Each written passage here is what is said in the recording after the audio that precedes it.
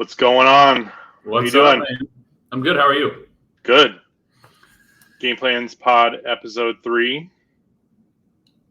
We're back. We're back. We're on hiatus. We're back though. Yeah, I'm excited to do this. How's your day going? It's good, man. We've got some good topics to talk about. It was a good day. How about yourself? Busy. I think I have 8 in contract right now. Killing it. Just had 3 listing appointments this last week. Just got a new one signed today in New Albany. So a lot happening. I just got off a call about 2 hours ago with a friend of mine who wants me to invest in a wine bar in the Hamptons. Yeah, he's opened up a really cool concept wine bar, and he lives in the Hamptons and has a lot of good experience in food and lived in Europe and whatnot. So something I'm going to be exploring a little further. Pretty interesting. Yeah, I might have to take a summer trip out to the Hamptons in a couple weeks. Oh no, what are you going to to do? do some research, but really interesting. Definitely something intriguing. And I mentioned to Monique, and she's like, "Oh my gosh, we're investing in a wine bar in the Hamptons." I'm totally down. So that's awesome. We'll see how it goes, but certainly a fun thing to think about. So let's get the intro. Yeah, man.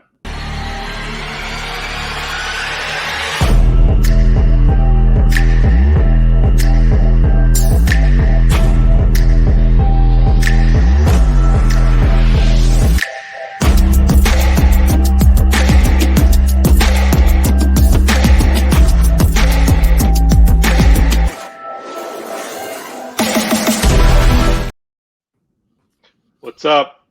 Thanks everyone for being here. Episode 3, Game Plans Pod. Don't forget to like and subscribe to our YouTube channel. Let's get straight into it, man. Yeah, a lot of news that has happened since we last shot one of these, and a lot changing in our landscape, or at least change coming anyway. So we're kind of touching on a lot of that stuff.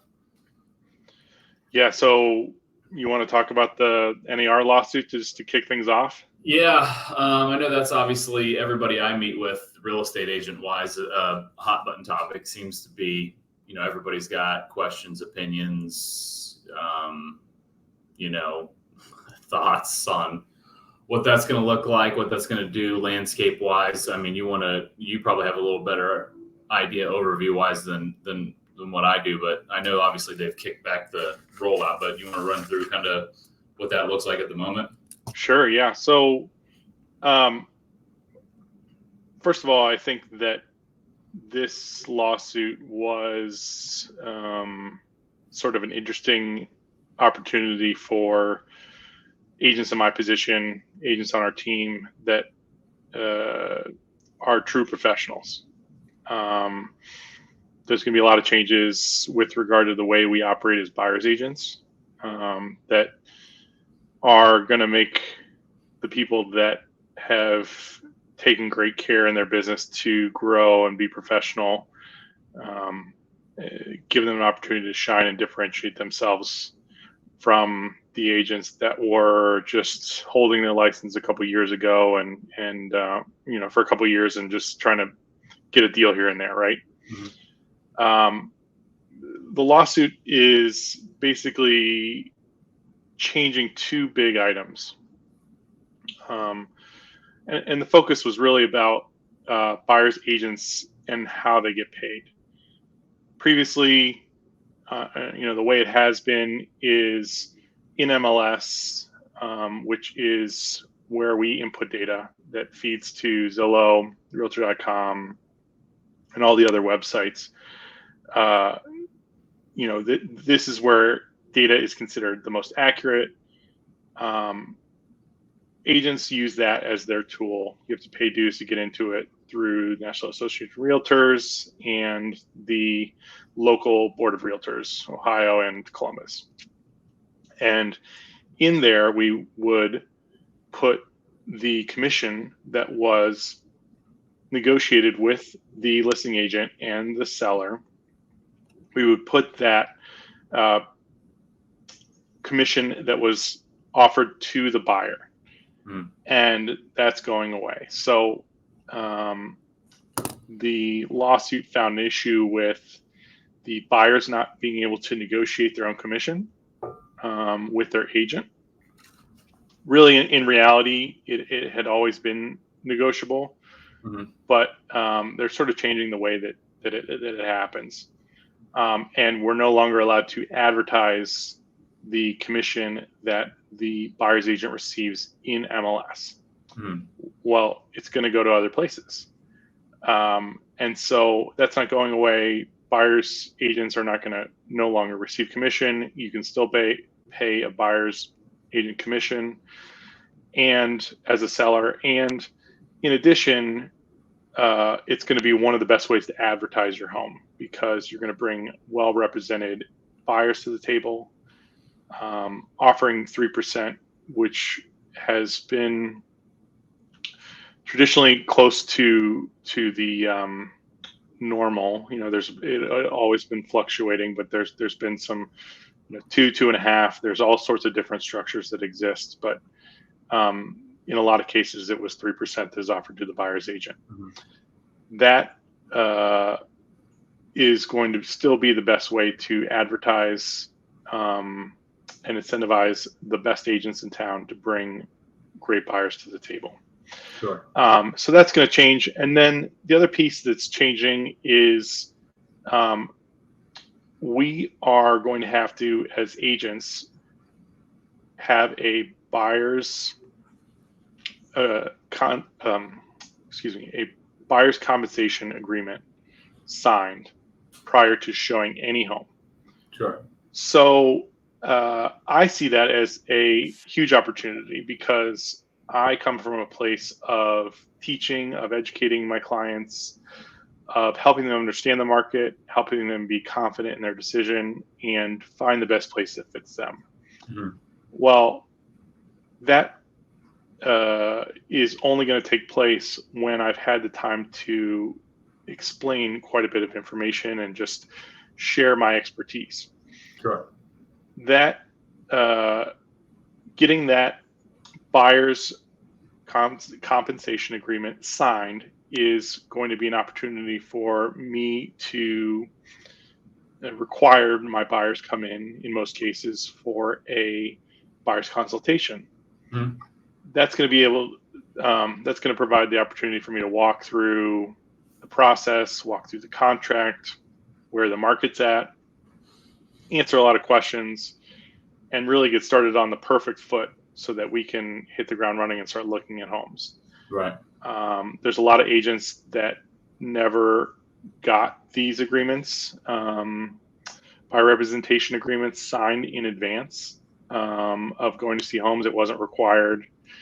And I admittedly operated in that way quite a bit, because I work in a referral-based format and worked with a lot of people that I trusted to continue to work with me, and always under the sort of mutual agreement that I want to work with you, you want to work with me, we have a great working relationship. If that, for whatever reason, just doesn't feel right, just let me know and you can move on to another agent that may be a better fit. I recognize I'm not going to fit with every personality.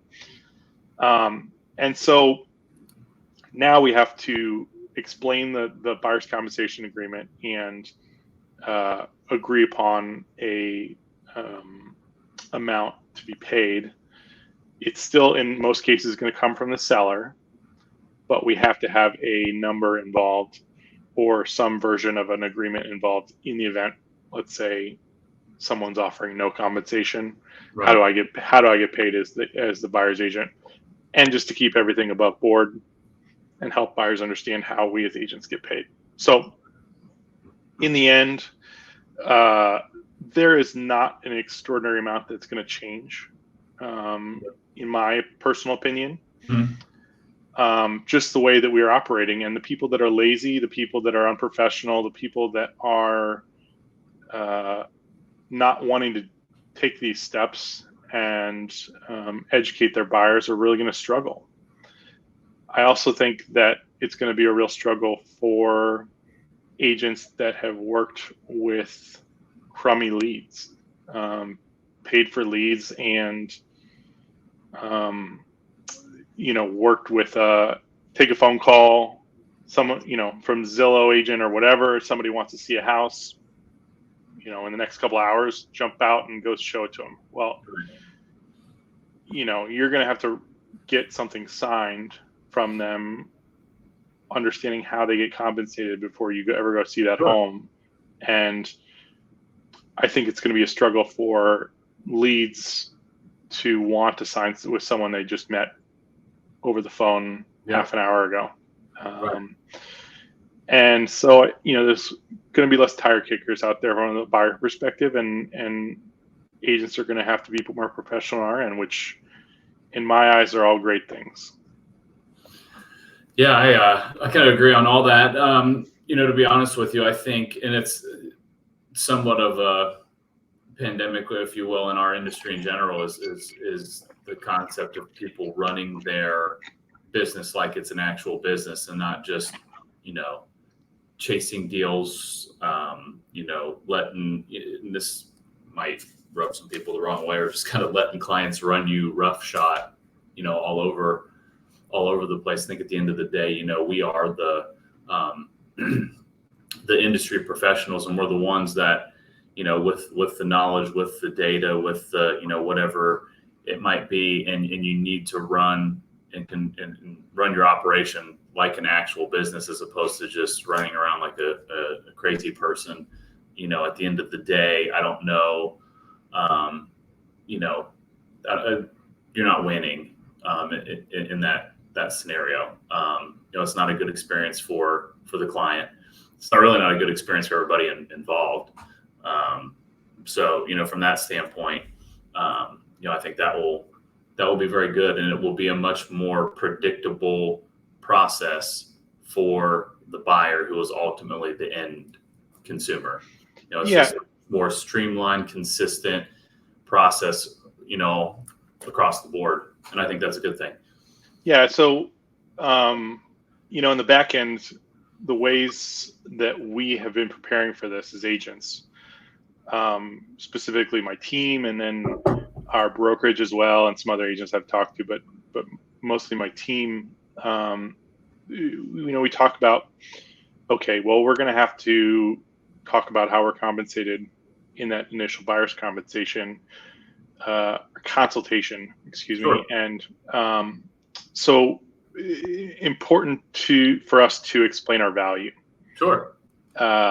And we know that we have great value. We have 8, clients who sing our praises left, right, and center, because of our knowledge, our network, our hustle, our ability to be an advocate for them, to be a sounding board for them, sometimes be a therapist, and have amazing connections with other agents, with vendors, across the board. We have hundreds of things that we do throughout the transaction to benefit our clients. And so it's about being able to vocalize that and present that in such a way that helps them understand, hey, I'm getting a really amazing deal working with this great agent. So we are making amazing packets, professional packets that provide value, vendor packets that are connecting with vendors that they're going to use throughout the process, including you, Steve, to help connect with the best people and the best tools, from getting a lender to moving to setting up an audiovisual system in the house, finding a great electrician, all of those pieces, in addition to an extraordinary amount of knowledge to help them feel most comfortable purchasing the home. And really, we're putting together some amazing packages and finding ways to bring added value. Sure. Yeah, I mean, and then we'll talk about some of that stuff. And I know one of our bullet points later in terms of like client retention and that type of stuff. And I think some of this plays into that. Yeah.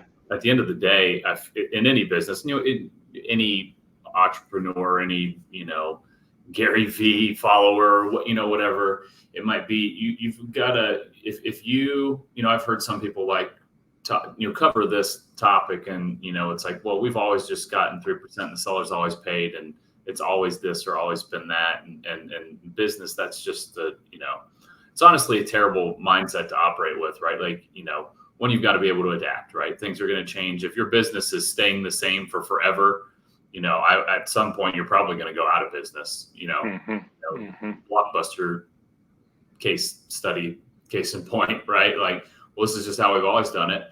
So you've got to be ready to adapt and,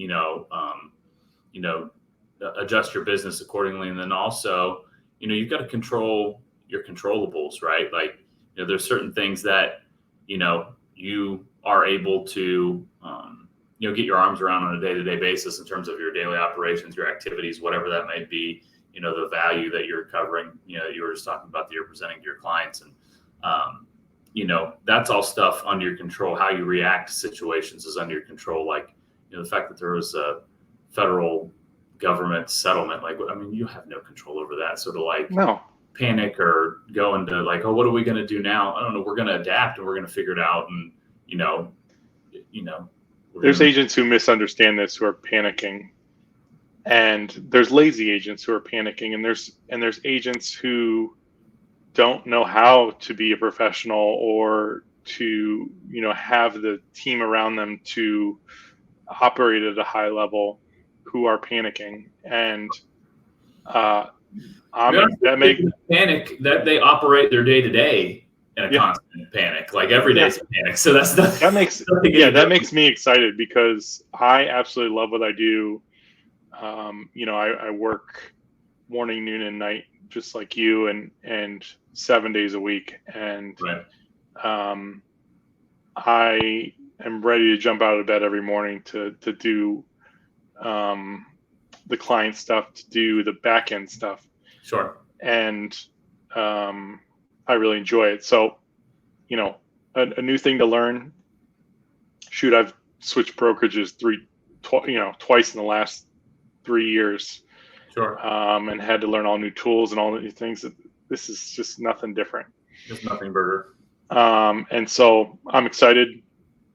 Hopefully it helps us differentiate ourselves. And I guess I'm curious to hear a little bit about ways that it might affect the lending side from your perspective. To be honest, I don't really think it's gonna have an impact on a whole lot on it. To be honest with you, Fannie and Freddie have already given guidance that, basically says that they're not, if a buyer writes in their buyer's agent commission into their offer and the seller's giving a closing cost credit towards, what would be customary realtor commissions, that doesn't count into the overall allowable seller credit. So, it's a roundabout way to get them covered anyway. So there's that piece of it. I know when it first came out, people were asking about, financing realtor commissions. That was never going to happen because that just created a whole nother issue just with loan to values. And,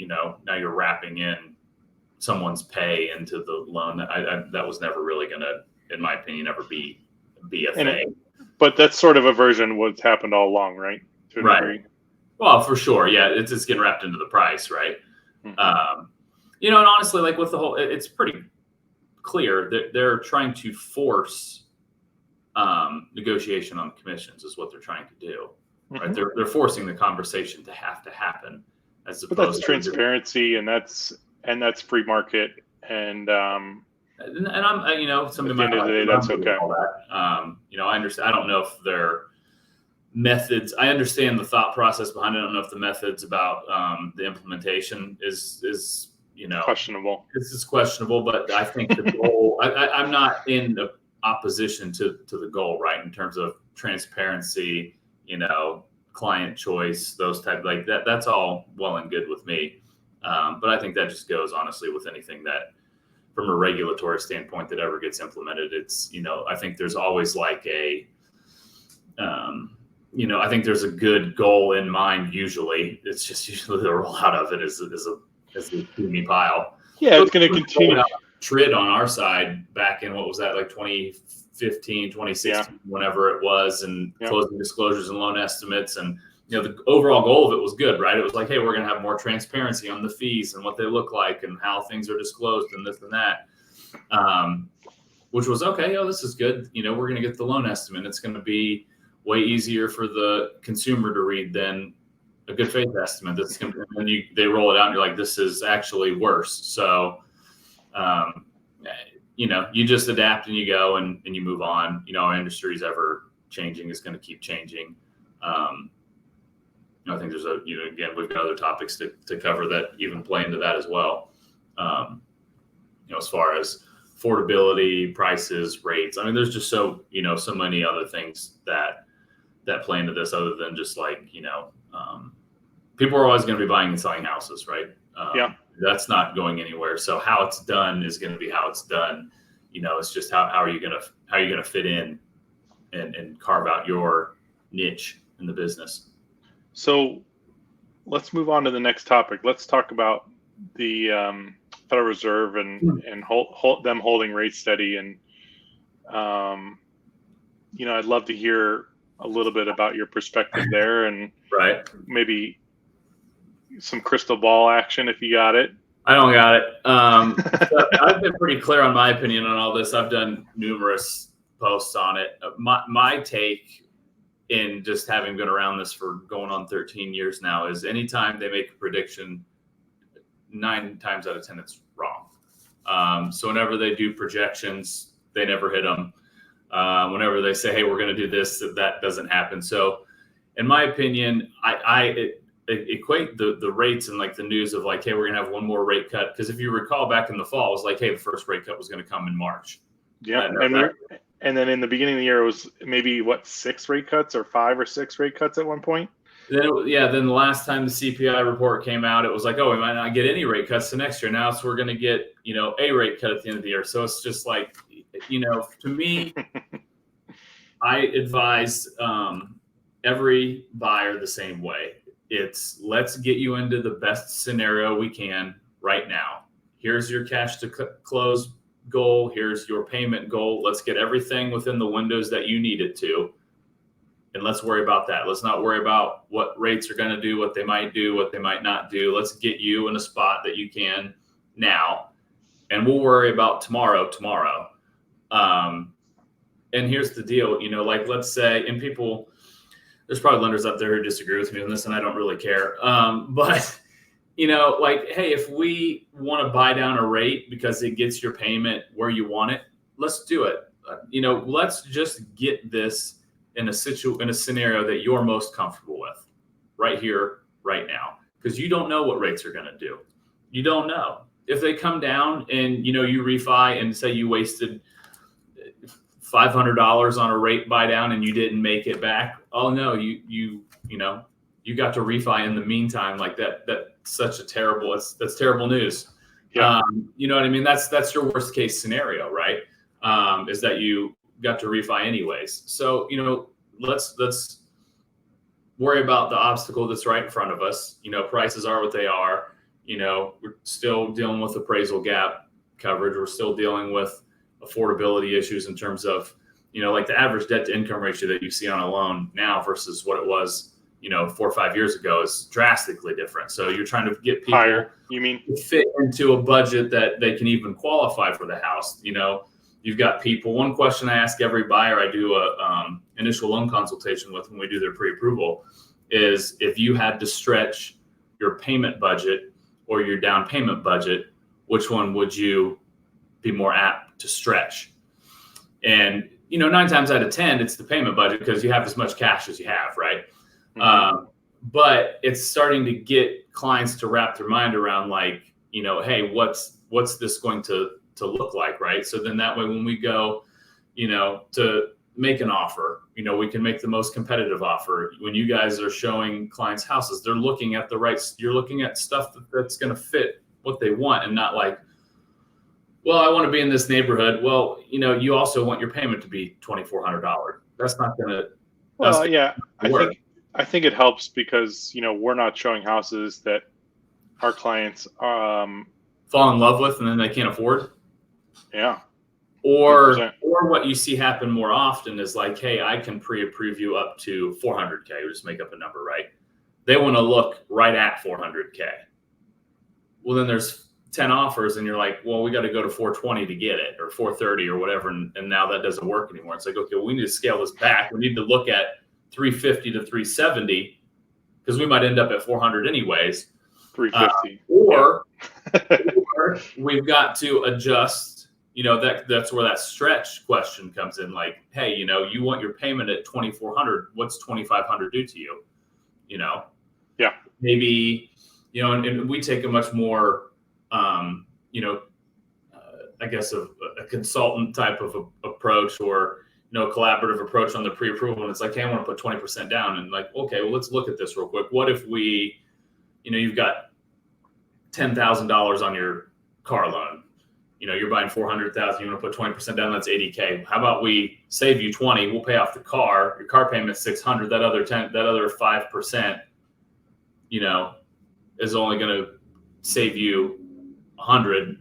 Let's get rid of it. Now we can stretch your budget a little bit more. We're using the cash that you have a little bit more effectively.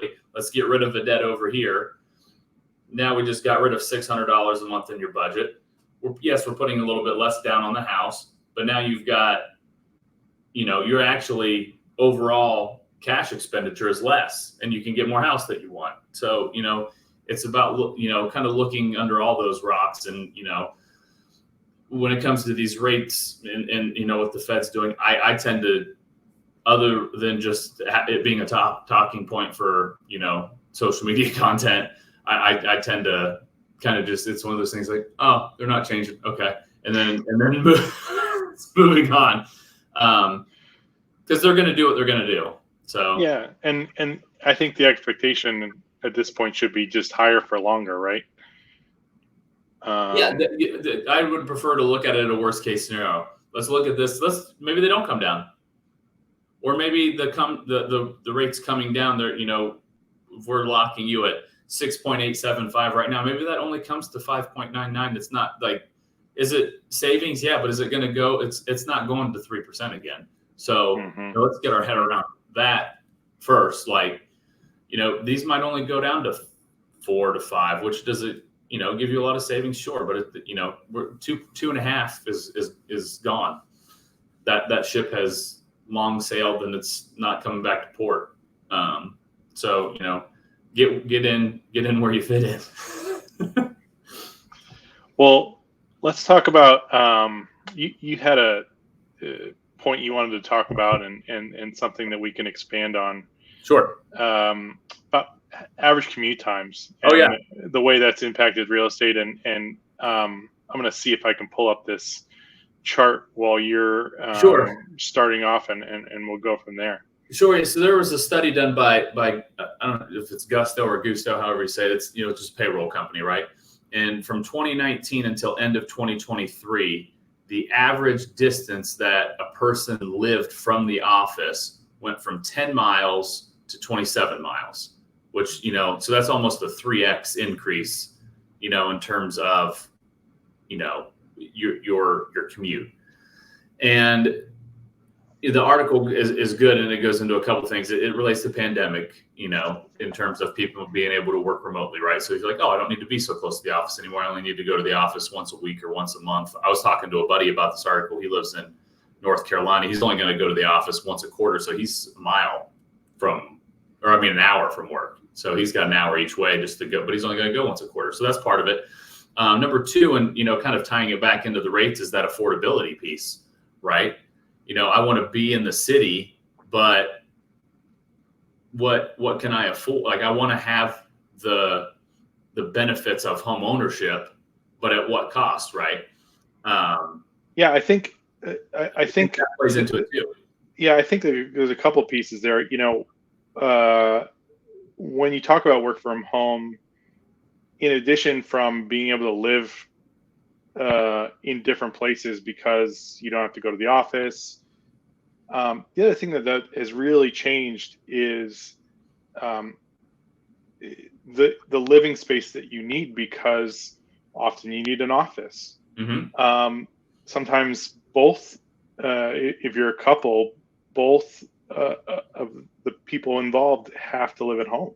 Yeah. Or sorry, have to work at home and need an office or some sort of dedicated space that they can maybe need do conference calls on, or and so it's not just having a little bit more flexibility on where you live, but also just needing more space to operate and have a dedicated office. So that's probably where I've seen a big change as well. I also think there's some mentality about being stuck in a smaller space during the pandemic and being stuck with a spouse or, a roommate or whoever. Go ahead, I won't tread too far in that. And this is not a personal opinion, but certainly I think that there's people that were living in smaller spaces that needed a little bit more space. Also maybe needed a little bit more outdoor space or yard or whatever. And so I think there's been a lifestyle shift post-pandemic based on a lot of the things that happened and the lifestyle we had to live during that piece that has changed. And when we were in 2000, let's say 15 to 19, downtown had an extraordinary amount of people that were wanting to live and be downtown and be a part of the action. And, of course that shifted immediately to let me grab as much space in the burbs as possible. I think that is still in some ways the prevailing thought, especially amongst, let's say, people from 30 to 50. Sure. That are potentially starting families, or two people working from home and have a little bit more flexibility there. The suburbs seem to be the strongest piece of the highest sales in Columbus at the moment and the fastest moving. Well, and you think about a couple things. One, right? So, a lot of times, depending on, and this is what you're scrolling over now, is just going to touch on is also the implication of income levels on how far people are willing to commute as well, which is very interesting, right? So do you mean inflation or? Sorry? You mean inflation or incomes? Incomes. So like somebody, who's making it says in there, and I'm going off of memory, I want to say, like somebody who makes 250 plus is willing to come from much further, for their job, which makes sense, right? You're going to make some sacrifices for the, for a little bit of cheddar. But I think there's a few pieces that play in here, right? There's, I think like you mentioned, lifestyles are kind of changing, adjusting, adapting a little bit. Affordability is a big piece, right? Like, okay, I can buy, this, I'm making up a scenario, but I can go all the way out to Marion and, that I can buy a house with a little bit of land and some, acreage. And I've got a 30-minute further commute, but I can save myself $100,000 on my price point. That's real money savings. And when you start looking at people that, with inflation and everything else are kind of pinching every dollar in their budget, or I can go offer in Dublin and I got to go $80,000 over asking price and, completely deplete every dollar of savings that I have. And I think that's where, that consultation process that you brought up earlier comes into play and, really helping people understand like, hey, I'm not just trying to sell you a loan. I'm not just trying to sell you a house. I'm trying to help you manage your assets and your debt and figure out, okay, where can we put you in the best position that, I don't want to get you into a loan and just to get you into a house and then what you have, like, you've got $5,000 left. Like what happens when the furnace goes out? Yeah. Now you're looking, okay, now I got to put it on credit. because I can't afford to pay it cash? Or what happens when your car breaks down, or little Susie, falls down at the park and breaks her arm, and, now you got a medical bill. Like, life happens. So, I think it's imperative for us as the professionals to take that collaborative approach with our clients and help them understand the bigger picture of things. Making sure they fully understand what it takes to win on an offer, like fully understand, right? Because as you know, and it happens to us all the time, I've gotten contracts where, it's a buyer I've talked to, we've pre-approved, and as far as the offer strategy and then how the contract came to us, I'm like, well, I hope this appraises, because we're out, this buyer's out everything. And I don't think they fully comprehend what that means if it doesn't appraise. Yeah, absolutely. I mean, I think, we have mutual clients who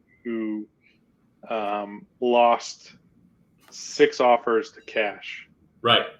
Before we found something, and it's, a reasonable price point in a good suburb, and 600,000 to 800,000, and everybody that they were losing to was coming up with cash, which is just so extraordinary. Mm-hmm.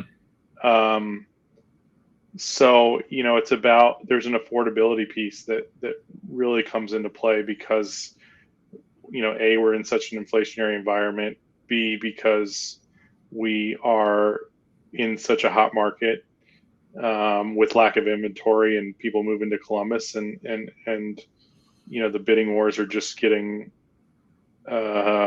wild in some cases. And so to get into the right house, it takes, in some cases, a pretty extraordinary effort, akin to like a lot of bigger cities. I equate it to the horror stories of San Francisco. At times, it sort of feels like we're going through here. And so we're going to get there eventually. Mm-hmm. And this is part of that process of helping the client understand this, is in other markets, kind of bringing this full circle with the commutes, like in our commute in some of those, bigger metropolitan areas, like that's just standard. Like, you think like, not comparing Columbus to New York City by any means, but most people, it's an hour to get into the city. Like, they got to get on the bus, and they got to, park the car and get on the bus and take, or take the train. And so, like, as we grow and, industry comes here and jobs come here and people come here, like, your expectation in terms of like, where you're going to be are going to have to, adjust as well. Yeah, it's really interesting. I had the opportunity a while back to meet an old lady who had lived in a house in Upper Arlington that was one of the original homes of Upper Arlington. Oh, wow. And she moved downtown, from downtown to Upper Arlington when there was about 7 houses in the entire neighborhood. And she had about 25 acres, maybe more, that stretched from a long driveway all the way down to the river. And, when she moved there, it felt like farmland, mm-hmm. akin to what people, I think of London or Johnstown or, some of those Marion or some of those areas way out. And as we in Columbus have another outer belt being announced, and a ton of expansion, I think that's only going to continue to change, and more neighborhoods are going to feel like suburbs of Columbus, and Sure. It's going to be more normal to be farther out as affordability continues to change and prices continue to rise, which I have that expectation move forward. Yeah, no, I totally agree. It'll be interesting. That's for sure. And I think, do you care if I segment us into the next? No, go ahead. Piece? And this is like a hot button topic of mine. It drives me very nuts. Is content creation just in social media marketing in our industry. And like, these talking points that we're discussing are really good, issues to use to create, to actually, the whole purpose to me of social media marketing is that's where eyes are, right? So that's where people get their information, and what they're getting it in short video form, right? Like that's what you're doing. That's what, people spend. I don't have the stats in front of me, but that's what people are spending the majority of their time doing. Think about the amount of time that we spend scrolling, looking at reels, sending them to friends. But that's where people get their info. So, social media marketing is about you making yourself the subject matter expert for whatever that is, and giving content that is of some sort of value to someone, that somebody's going to resonate with, something that they might not know. Yes, you can post things about how great you are and how busy you are, and that's all well and good. But like that, if that's your main strategy, then you're missing the boat, and you're going to lose engagement out of that. So going into that, like these articles and these the commute times and NAR and this and that, and these talking points, these are the things to touch on that a normal everyday homeowner buyer doesn't know about, that that's content, right? Like, hey, I just listed this house down the street. Yes, that's part of your checklist of things that you're going to post in the broader scope of like a social media marketing strategy, but that needs to be like a small sliver of the pie. We have to advertise the house for sure, but on the same token, if I'm a buyer and I'm coming to your, it's Brooks, I'm just kind of scroll through some of the stuff he posts, and if it's just listing videos, I'm like, oh, he's busy. Well, I'm not really, what am I getting out of this? And sometimes you have to take yourself and put yourself on the other side of the camera, so to speak, and be like, okay, if I'm the consumer and I'm looking for something, what kind of content do I engage with? Well, I think my business and what my two main focuses are with a referral-based business is creating long-term connections.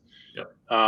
First and foremost, and I've been very successful at doing that, and that lends towards my business feeding me through past client referrals, through repeat clients.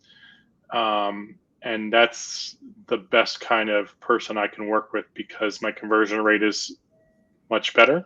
Mm-hmm. And I get people that want to work with me and know how great I am at doing my job or what my skills are. Mm-hmm. The second is to new people and to people that I want to stay in front of, is taking the time to educate them. Past clients know that I'm going to continue to educate them and be available to them to share where the market's at, but also just help them understand a little bit more about what's going on in Columbus, and whether it's telling them about something new and local that I'm excited about, or the way the market's changing. Sure. I think part of your job as a lender is sort of uncovering what's behind the curtain as far as what you do, and it's not just providing a rate. And there's a lot of pieces. Yeah, there's a lot of pieces, and we've seen rates go from 2 and change to what are they today? Look at the average. I'll pull it up. Hold on. Average from Mortgage News Daily as of today, 6.97. There you go. That's better than I saw in the news this morning. It's 7.1 something. But that's another thing. Not to change the subject, but like if you watch this, find somebody that you trust Me, no, I'm just kidding. And get the news from them, because like that case in point, like you can check rates on 15 different sites and you're going to see some, a wide range of things. So, find somebody that you trust that, is going to give you good information when quoting the rates. Don't look at Yahoo or, whatever, and take that as gospel. Because every scenario is a little different. Yeah. And on the social media content stuff, like just being, some originality, some personality, creativity. Like, I think what sticks out the most is and the reason this has been a hot button topic for me is I spend a lot of time, like every day I probably spend my first, 30 to 40 minutes of the day when I get to the office trying to genuinely connect and engage with people's social media content. It helps them. It helps me. I comment on somebody's post. That brings more eyes to their posts. That brings more eyes to my posts. And that's kind of how the algorithm works. Like we all win. Like if we all engage in each other's stuff, like everybody gets more eyes, which is what everybody's after, right? But why it's become a hot button topic is sometimes I'm scrolling and I'm like, there's nothing here for me to engage with. I'm scrolling and sliding through, and it's like, okay, well, I'm not engaging with as many posts as I wanted to today. But when you hear people kind of complain, banter on, their business, maybe they're not happy with the volume they're doing. This goes for LOs and realtors alike, title people, whatever. Well, what are you doing about it? So what do you go look at your social media? I'm like, oh, you haven't posted anything in 4 weeks. Okay. Whose content are you engaging with? Nobody's. Okay. Well, okay. So social media activity on a scale of 1 to 10 is 1.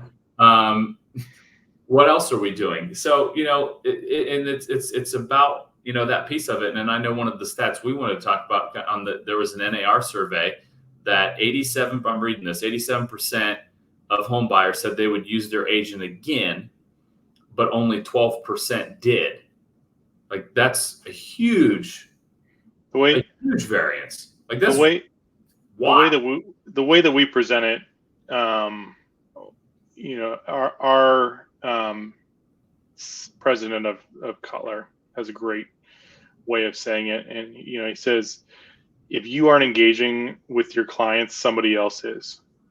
100%. And so it's about finding ways to stay connected with the people that you've worked with in the past. You can stay genuinely connected with them, right? Like, yeah, 100%. You be reaching out for a sale every time. Like you've got to, like, if I'm following you and I see that, Beckett just got MVP in Little League, like I need to take mental note of that. And maybe I send you a card in the mail that's like, hey, that for Beckett that says, hey, congrats, little man, keep going, slugger, whatever. You know what I mean? One of the things that touches that to a client where they're like, oh, that's really cool. Like he actually, you know what I mean? And you use your social media as a wing of your CRM, right? One, if you don't have a CRM, get one. If you don't, like you're not managing everything out of a spreadsheet or a list, or if you write it down, like it's not 1987 anymore. Like you've got to get a CRM of some sort, and your social media strategy has to be implemented as a wing of your CRM, like not just general template blasts. Those are good. Again, just like your social media marketing, like there's a lot to a strategy. There's a lot of pieces, right? So if I'm trying to stay in contact with past clients, like, for me, I do annual mortgage reviews. So I try to get everybody every year. I try to touch base with them once a year. We're going to look at rates. We're going to look at, have you had to incur any debt that you need to get rid of? You hate your house now. Maybe you want to move. And then I'm calling Brooks going, hey, I talked to Bob. Bob's been here 2 years and he hates it already. Just so you know, he's probably going to want to move. So, there's so many pieces to that. And then on top of that, going back to what you said earlier, being that resource, right? Like, you know what? Like, hey, do you know anybody who can help me with whatever? Just being there beyond the deal. So for me, it's those annual word reviews. We're touching those once or twice a year. And then again, it's trying to interact and engage with those people on social media, right? Like, I want to know what's going on in your life, what's going on in your family's life. Maybe you had a kid, maybe you, whatever, anniversary, there's a million things. You got a promotion at work. Those are all things to be cognizant of. Like, you need to be involved, not just like, okay, I got my CRM, here we go. I'm going to put it in there, and every month they're going to get an email. Well, I mean, we all know what happens with those emails. We delete them and we don't read them, because that's what I do. That's what you do. That's what your clients do too. So, it's about being more personal and being a more modern salesperson and going where people are.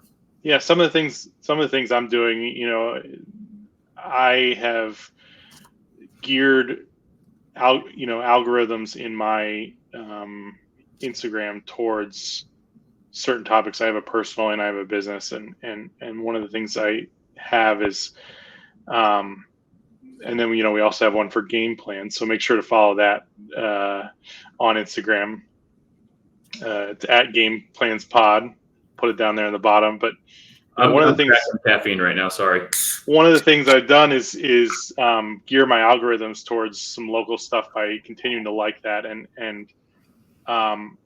when local restaurants open up, when I saw one the other day about places with cool playgrounds to take your kids around Columbus, and I sent it to a couple families that I've worked with recently with small kids, and just staying in touch with them. Yeah, just knowing that you're thinking of them, knowing that you care, and continuing to foster that relationship. We implemented this since the new year. Our team does a custom newsletter once a month, and what we try to do in that is, through our CRM, it goes out once a month, but it's custom articles, local information, and there's things that we want to highlight each month about either summer festivals or places to go in the fall, things that people really appreciate and are searching for, or maybe just hadn't even thought about for that month yet, upcoming, and then also try to include market statistics, because that sort of tries to educate people where the market's at. It's some really great statistics that you can play around with, that you can play with every month. And then additionally, once a quarter, I send out information about your neighborhood, whatever neighborhood you're in. For every buyer that's closed, it sends out basically what's sold, what's on the market, give you a little breakdown of just the activity. Some people watch it pretty closely. Some people don't have time to watch it at all. And so giving the opportunity to see, like, hey, there's been some really great sales in your neighborhood, it gives them an opportunity to sort of automatically stay in touch with their market. Sure. But, in addition to that, I'm always trying to find creative ways, doing giveaways. I do something called Lolo Gifts as well, that it is a once a month text message and email that it sends a gift to a client that's like a coupon or free something or other that is about a $10 value, more or less. And it's a local business that we're supporting. And it's something that gives them the opportunity to go explore somewhere new, Sure. or go somewhere that they love and get something for free. So, sometimes it's a free candle, sometimes it's a free coffee, ice cream, pastry, something from like a local arts store. But really try to focus on local businesses, because that's the people I want to support most. Sure. and game plans in my business. I love entrepreneurship. I love people that are brave enough to start their own business. Sure. And so finding another way to do that and get people out and try new things is a really fun thing. And some of my clients have really enjoyed it. So. Right. I like it. Yeah. So you want to talk about a little bit about AI? Yes, I do. This is I think a topic a lot of people are scared about, honestly, or intimidated, maybe is a better word.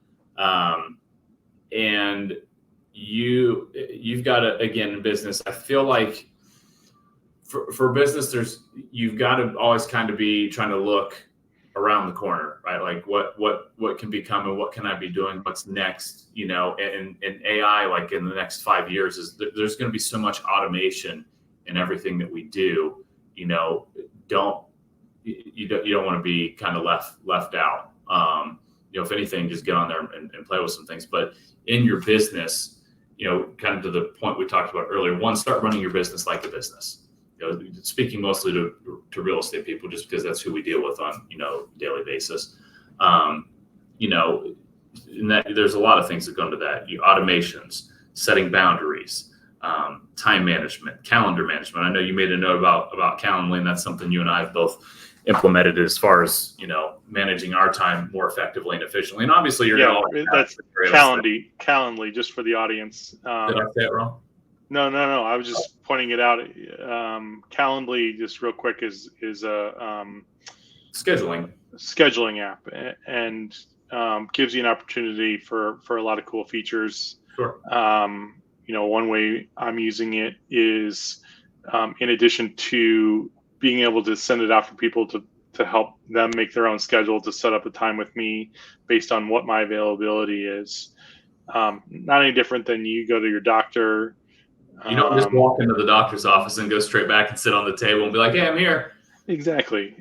And so, setting a little bit of professionalism boundaries there, but also giving good availability and allowing time to do that. It also provides really cool follow-up. Like, you can send text messages to reminders that, hey, we have an appointment coming up in an hour, just a reminder, or Sure. I can send follow-up emails. And when we go show a couple houses, it can say, hey, like, thanks for coming out on the tours with me today. What was your favorite house? Or Sure. what feedback did you have? Is there something you didn't like? Something you did like? What stuck out to you? And it gives us an opportunity to learn faster, and me follow up with them. Let's say we didn't find the house we wanted, but I get some more feedback and can tweak and be more successful in that. And automating that is a way for me to do it naturally without having to take an extra step, which, Sure. We're both in business in a way that the more efficient we can be, the more money we can make, and the more deals we can do. When you provide a better service, like an experience overall, right? Like, so if you set up a time with me, now granted, you're going to have urgent scenarios where it's like, hey, Steve, I just saw this house, offers are due. Like that's a one-off, right? Like using the doctor's office reference, that's an ER visit. Mm-hmm. But it can't always be an ER, but not every scenario is an ER visit. That's right. So it creates a better experience. So like if you reach out to me today, it's Thursday at 2:30, right? And you're like, hey, I'm gonna go look at houses this weekend. I need to get a pre-approval letter. I'm gonna send you over an email. We're gonna set up a time. And two things. One, when you and I, if we schedule a time, that 30 minutes or whatever I dedicate, that's your time. We've got 30 minutes, me, you, no distractions. We're gonna get into all the details of it. If it's like, hey, we're doing this right now. And it's like, okay, well, I got 10 minutes. You got 5 minutes. We're going to kind of have to half-ass fly through a pre-approval, half discuss things. You're going to half understand all of it anyway, because you weren't really listening in those 5 minutes anyways, because you were in a hurry to get to the next thing. And then it starts there, and that sets a precedent for the entire process from start to finish, right? So I think it's just very valuable from both, one, a time management standpoint, when you start looking at, business owners and managing your time and managing your business and running it like a business. And two, for the client and their experience. And then kind of getting back to the AI piece of it, there's a million and one ways to kind of integrate AI, and tying that back into the last topic on social media. I know a lot of stuff I'll do. I'll get on ChatGPT and just like kind of play around and have it give me prompts for ideas and scripts, so I can kind of get my creative juices flowing a little bit. Or, I might have it write me a script. I might have, hey, what are the top 5, home buyer, whatever, right? Mm-hmm.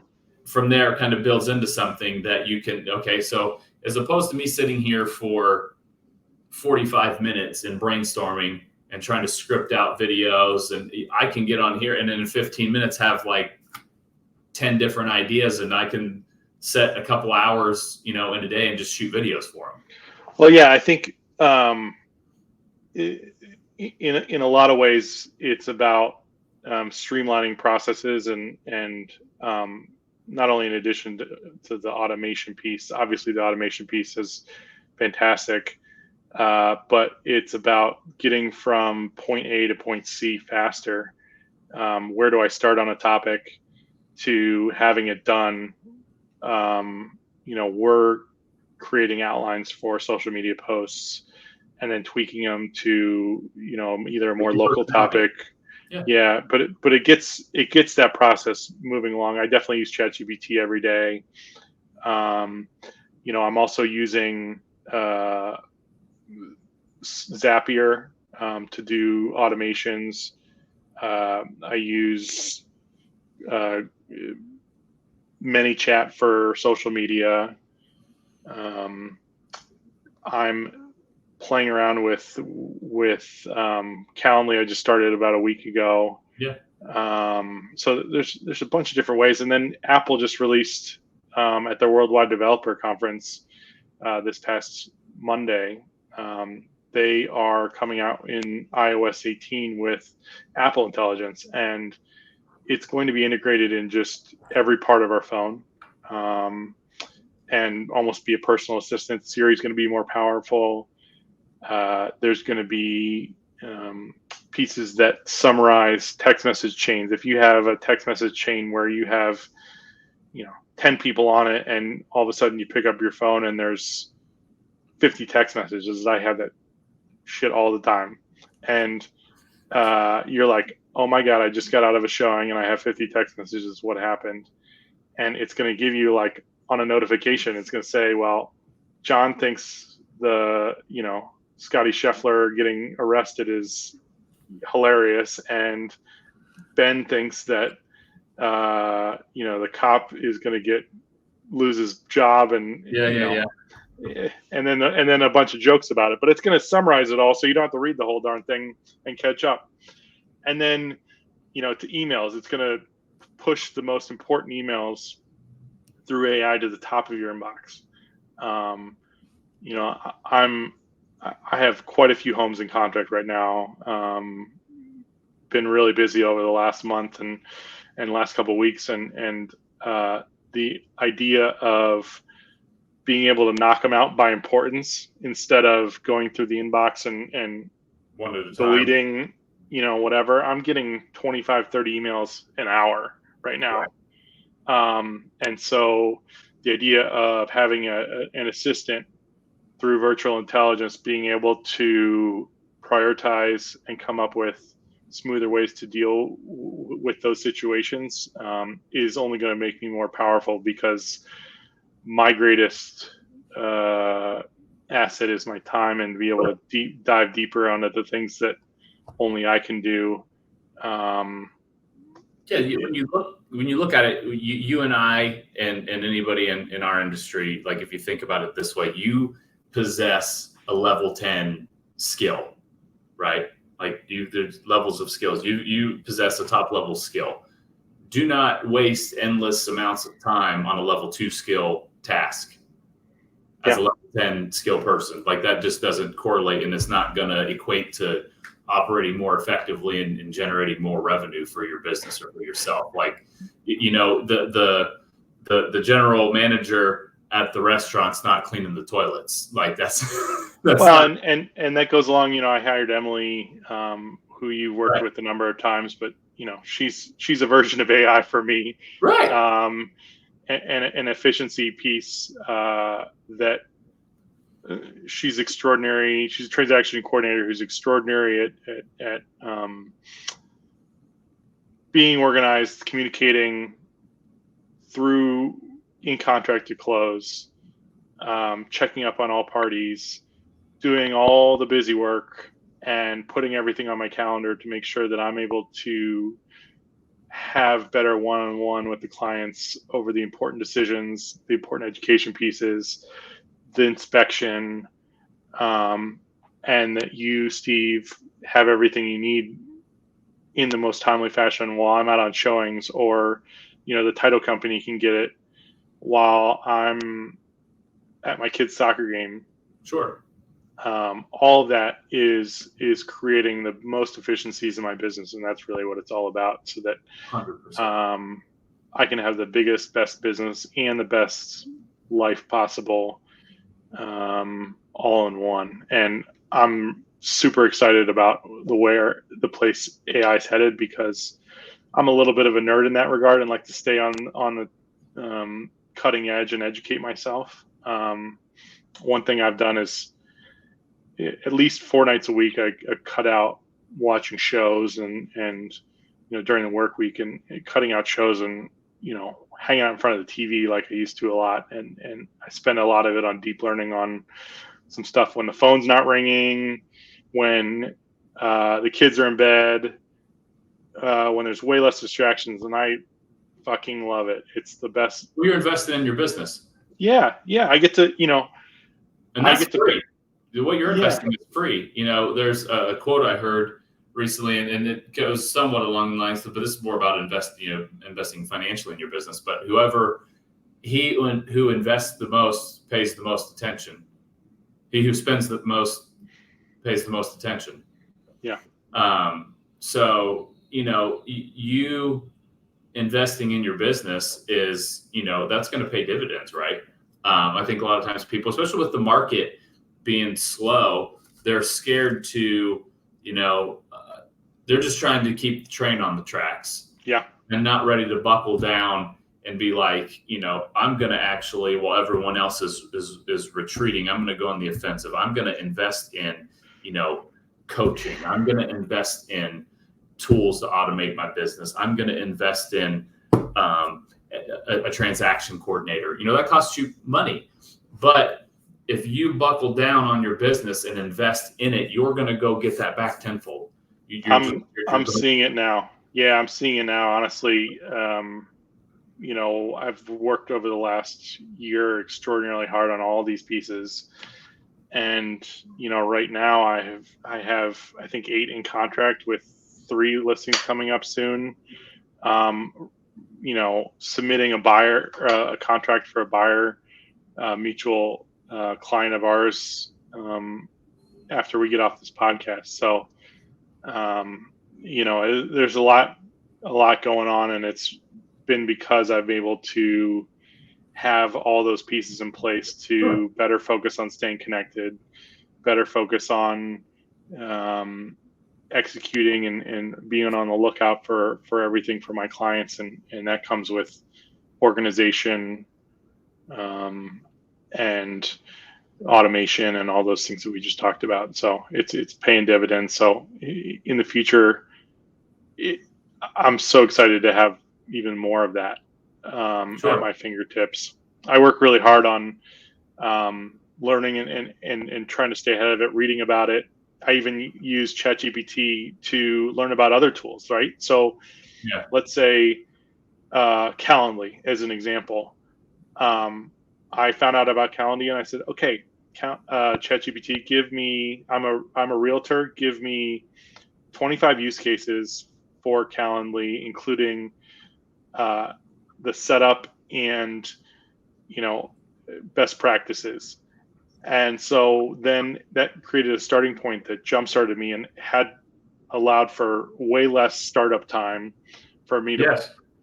play around with it and try to figure out what the heck I was going to do with it. I was able to have 10 things that I do all the time that I can implement in there and streamline, have all the instructions on how to set it up. It's a quarter. It's a tenth of the amount of time that it takes. That time you got back that you could then spend prospecting, like that's another deal. Like that's another, a gift that you sent to a client. That's another, connection you were able to make with a potential client that one deal paid for everything. That's right? Exactly right. Yeah. And that's what I think what you and I are both trying to hammer home with this is that automation and that integration of AI into your business, and kind of that's the benefit, right? Is a lot of those tasks, they're not hard tasks, they're just time consuming, right? Like setting up your Calendly can take a little bit of time, like trying to figure out the how, the what, how I'm going to integrate this, what am I going to say, what's the invite going to be like. You can create all that in minutes, and then implement it right away. Yeah. In business, you've got ideas, and ideas are one piece of it. But then what's the implementation look like? Like if everybody just was as successful as their ideas, we'd all be millionaires, right? Like everybody's got great ideas. That's right. But how can you implement it? And a lot of people, that's where they fail, is they never do implement it because they start like, oh, this is going to take me forever. And then they don't do it. And it could be something simple that's like, this is going to take me hours. Well, you can use AI and figure it out in an hour, right? Like something that might take you 6 hours, you might be able to get done in an hour. Yeah, I also started using so you can say, here's an example. I want to learn about X. And you can say, give me the 5 best YouTube videos that have to do with X, right? And then you can take those titles of the YouTube videos, find the link. Then you can say to ChatGPT, please write me a summary of this video with instructions on what was executed. And then you can have not only the video, but you can have a printable version of that to take with you that you can refer to. I'm a little bit of a visual learner. And so following along sometimes when somebody's moving quick, it can be challenging, but when I can see it on paper, I can execute it. And then I'm teaching technology to my team members.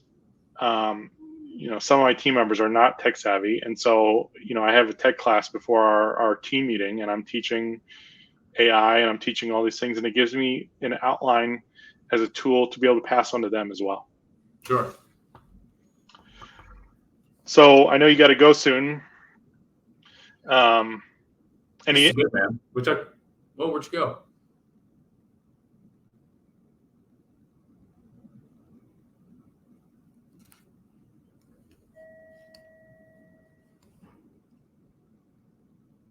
Brooks, come back.